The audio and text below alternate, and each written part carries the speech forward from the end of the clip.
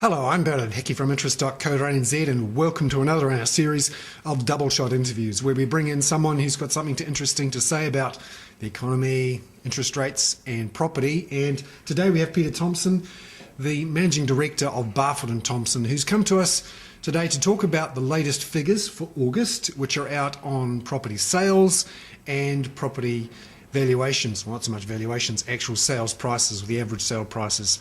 Now, Barfoot and Thompson is the largest real estate agency chain in Auckland, and its figures are the first out for August. So that's why we get very excited about them. Peter, welcome into interest.co.nz on this sunny spring day. You must love spring, being a real estate agent. Certainly love spring. It's nice to see the sun out, and especially with the Rugby World Cup around the corner. What could one ask for? Yes, actually on that Rugby World Cup, you're in Auckland, where a lot of the games are going to be focused. Do you think it'll affect activity at all in the housing market?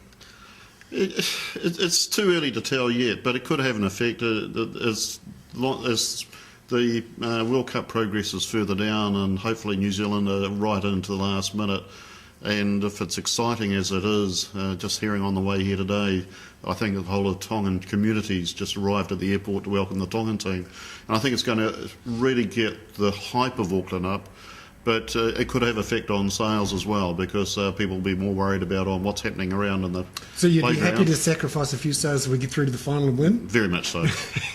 Now, August, we've seen some figures out which show values and volumes pretty much in the same range for the last 3 or 4 months. Can you give us a bit more detail on what's happening there? Yeah, for the month of August, Barfoot and Thompson sold 758 properties, averaging around 531,000.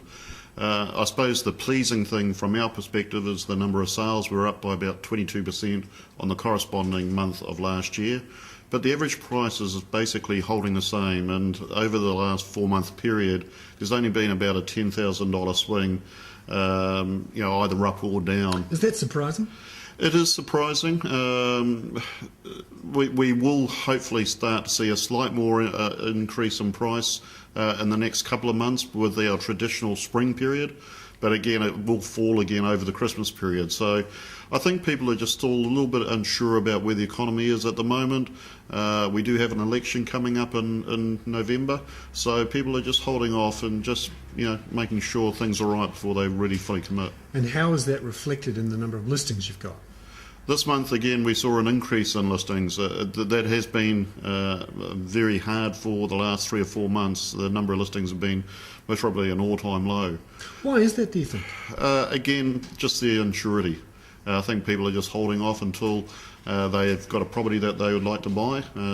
When you sell, you've got to buy, and when the stock on the market is so limited, it does put people at a little bit of insurity.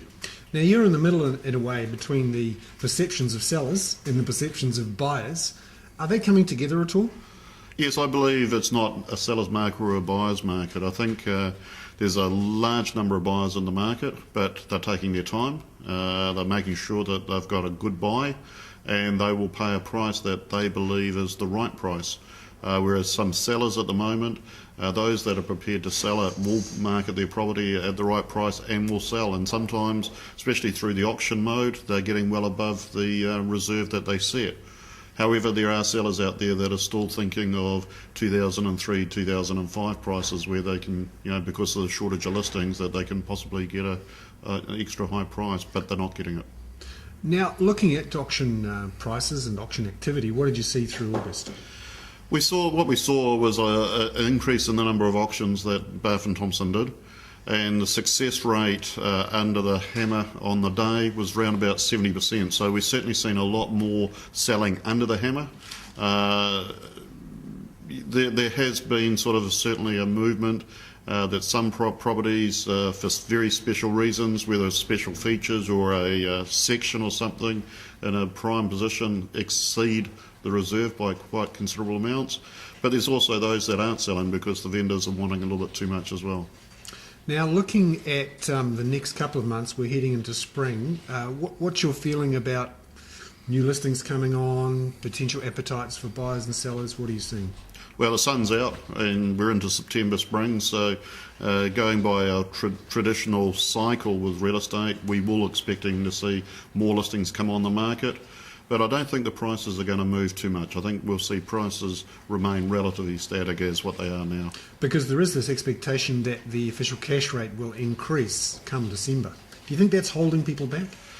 I don't think the interest rates are a major player in this game. I think people have realised that the interest rates have been so low for so long that inevitably they will go up. I think it's just the economic times, not just in New Zealand but around the world, where people are still a little unsure where they stand. Now, inside Auckland, you have the broadest coverage of the real estate agents. What are you seeing in terms of trends in certain areas versus others? I think for the month of August we saw a big movement in the central Auckland, around the Ponsonbys, the Point Cheers, the Mount Edens, etc. Saw very good movement there. Also out South Auckland we saw some unexpectedly good movement out that way. Any particular reason, do you think? I think the majority of our sales were made between about 250 and 500,000, and certainly for the month of August, a lot of those South Auckland properties fell into that market. First home buyers or rental property investors? Most probably first home buyers, or the second home buyer that's either cashing back a little bit to reduce some of their mortgage, whether they've just done reduce a little bit. Oh, so people trading down, if you like. Just a little bit along those lines, yeah. All right. And looking outside of, on the fringes of Auckland, what are you seeing north and south? Pukekohe, Franklin area is still humming. It's most probably our biggest growth area over the last 18, 24 months, and most probably the most number of sales that we make in the company is out that way. So certainly growth in that area has been very good. Northland, we certainly saw a lot more activity in the residential area of Whangarei and Kerikeri. So again, good activity. Also very pleasing to see some good farm sales coming through. So it's slowly but surely right across the whole spectrum, but each area has its own good and bad, if you like, and depending on the streets and the houses in each of those suburbs. Excellent. Well, thank you very much, Peter Thompson, the Managing Director of Barfoot & Thompson, who's in here for another in our series of double shot interviews. I'm Bernard Hickey for interest.co.nz.